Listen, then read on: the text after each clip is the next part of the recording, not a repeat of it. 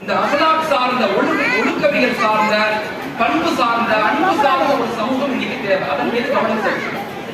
மூணாவது பிஹேவியரிசம், நடத்தை, ஆட்டிடியூட் மிக முக்கியமான ஒரு பகுதி. இன்னைக்கு மனிதர்கள்ட்ட எப்படி நடந்து, மனிதர்களை எப்படி நேசிக்கணும் அப்படிங்கிற உணர்வுகளை குழந்தைகளுக்கு சொல்லிக் கொடுங்க.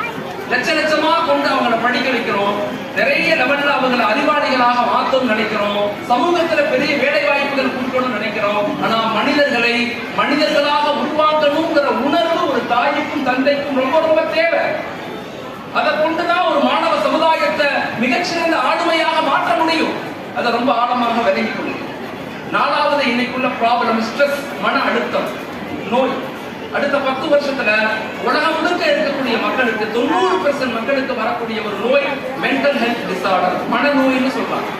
தயவு செய்து குழந்தைகளுக்கு